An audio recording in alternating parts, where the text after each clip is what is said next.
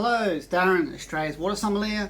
I'm just here to have another water session, and I promise to give a bit of a tasting on this water here and to share some information that's useful about this water that we can all take home and learn a bit about why water has flavour and the experience it has. So the water today I have is Samdasoo from South Korea. There's the Korean label on the back. It's actually dual labelled, so that fits everyone, English and Korean and things like that. But this water itself is actually really interesting. I've already been drinking half a glass. I'm going to try it again with you guys and share together about how we experience this water and what it will do to your experience in your mouth. Samdasoo water is actually absolutely interesting water. It's from Jeju Island. It's south of South Korea there. So it's a volcanic island. It's full of sediments and volcanic minerals and things like that. So it's actually from a UNESCO'S national park. So it's a registered UNESCO'S National Heritage listed park, and it's sourced about 420 meters above sea level. So that's where it is. So it's the water itself is very old. The journey it takes from the rainfall into the volcanic rock, through the minerals into the source, it's about 18 years. So that itself is interesting. The interesting thing about this water, it's actually it's owned by the government, and it controls about 35% of the market share in Korea alone. So it's quite popular.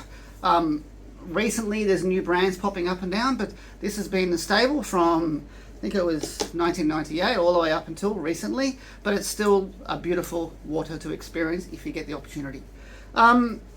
It's located in the Samdasoo in the Gwaneumsa village. I think I've got that right. If I haven't, please let me know, guys. It's within a forest there, the Hallasan National Park. So within the village itself, there's only about 300 people. So it's quite a small, clean environment that looks after and it helps with this sourcing of the Samdasoo mineral water. It being a national park, a heritage listed, it's part of the Hallasan Mountain in the ranges there. So it's such an interesting water. It's got a really good level of minerals in it. By tasting it, I really enjoyed it. It's a quite low minerality water. I would say almost on the super low level. Clean, fresh, crisp on the sides, on the front a little bit there. There's a bit of weight across the middle, and the aftertaste is actually a bit sweeter than I expected, which is really nice. I would expect that would be some of the silica to have that weight that's within the volcanic ranges of there. So I've just got some notes here. So it's just really interesting, the fact that nearly 40,000 tonnes of water is accessed every single day. So today 40,000, tomorrow 40,000, and there's so much water there that can get that into the bottle and source it and distribute it. It's just phenomenal.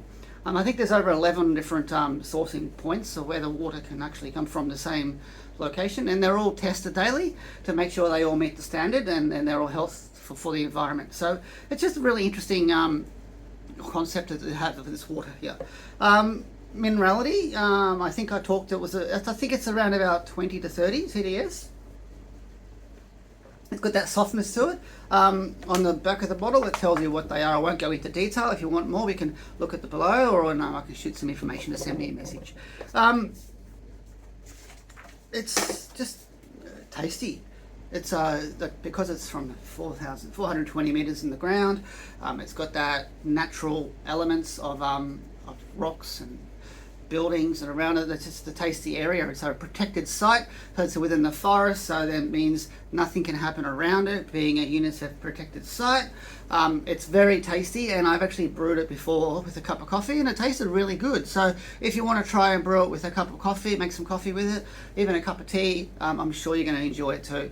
There is probably different options you can use for brewing, but as a mineral water off the shelf, it's a good quality water. So you're not going to get overpower of minerals. It's going to have enough in there to get some of those extractions of the sweetness and acidity and all those other flavour experiences you're looking for. But it's a tasty water that we have access to. Well, in Australia here, it's not as popular as some other big European brands, but you can have access to it if you're looking for it. So I found it within an Asian grocery store, like not far from where I live in Brisbane, Australia. But I was looking for it. So, but if you're wandering around, you see it there, you pick it up. It's a really good value, really good price. The price is controlled at that low rate due to the fact that it's got the influence of the government in there, so they don't have the extra requirements that other ones have. But it's just really interesting water that you can taste, you can enjoy, and it's really good if you pair it with certain foods. And because of the weight, I would pair this. Well, we're going to look on the say, let's look for different types of. I actually think this would be great with a bowl of noodles, a bowl of hot noodles or something like that. You're sitting there, bowl of hot noodles, and you're slurping away, and you've got that weight there. It'd be really interesting with a bowl of hot noodles because you've got all the umami from the noodles in there, and you've got that those flavours there, the savouriness and that, and because it's got that touch of sweetness on the end. You've got that balance in there. It'll be really good with the hot noodles. But you're looking for something different, something sweets. Gee, what can we put up with sweets? A lot of options there, actually. Because of the weight, I was thinking almost like a tiramisu. Little tiramisu there. You've got that chocolate there. It's really sweet. It's the completely opposite end of it because it's really sweet. It's got that bitterness of the tiramisu's got the coffee in it. It's got to have that bitterness and sweetness against each other, like the contrast there, and then that water will control those volumes from each of those flavour profiles. So it's just a really interesting way you can pair things with the contrast, or it works together, or like a sweet and sour, or bitter and sweet, and all that sort of stuff. It can work together if it's paired properly.